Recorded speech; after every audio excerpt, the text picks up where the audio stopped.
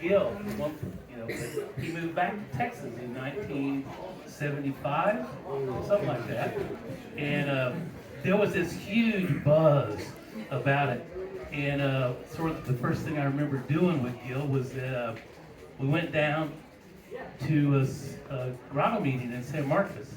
And, we talked about their grotto and what was going on with it as we were driving back. So, but Gill always had that quirky, wonderful sense of humor. It was always all kind of fun stuff we were doing. Now, if y'all remember, we used to have a lot of slideshows. And there was a certain genre of sort of shock slides that you would just throw in, And so one time at Brinko, we were there and Gill had been down the mountain and come back and he had a stomach bug or something and he got sick. And, he barked.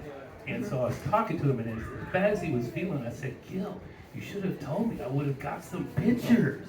And as sick as he was, you could see that light lit up in his eyes. It's like, wow, we could put that in the slideshow. But Gill was always, he brought the thing we've been discussing, and I realized that unlike some of our other older cavers, Gill really brought everyone together. And he was genuine. You didn't have to worry about he was pulling some gambit on you or something like that. He was very genuine, and he loved everyone, and he was a real unifier of our group.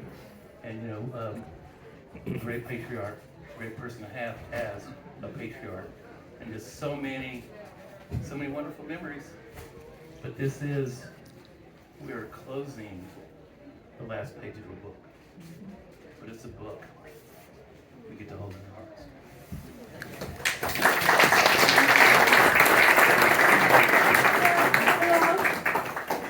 Are we at the end?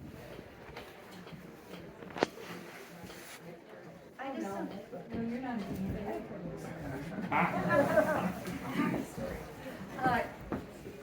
Everybody's right. Gill was an instigator. He was a community driver, but he was also an instigator. And so after his birthday party in 1993, where I killed my car going across Turtle Creek, trying to get to his house to his birthday party at the Thai Kitchen,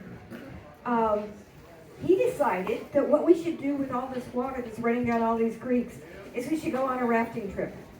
And so we put it together. Within about 4 days, we were on the Blanco River, and y'all know the Blanco River's pretty flat and slow moving, but it was running then, and the legalities were dismissed with, as long as you can be on the river and move, it's legal in Texas. It's just as long as you don't step onto the side onto somebody else's land. So 4 days later, we're on a raft. We're going down the Blanco, and we put in at Little Arkansas, and we were on the river all day long. It was December. The days were short, and 6 hours later, we were at 3 Mile Dam, and we were all intact. No one had fallen off the raft. We didn't have to deal with food, but it was really one of those things that Gill just put together. And that is one of the things I remember a lot about it. Is he would just decide that you could see it happen in his head, and then the next thing you knew, you were doing it. It was pretty amazing.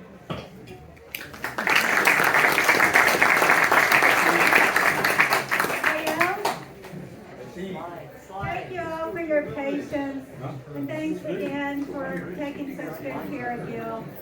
I'm just really impressed with the Texas cavers, especially the Austin cavers, and how you take care of all of the folks as they're aging.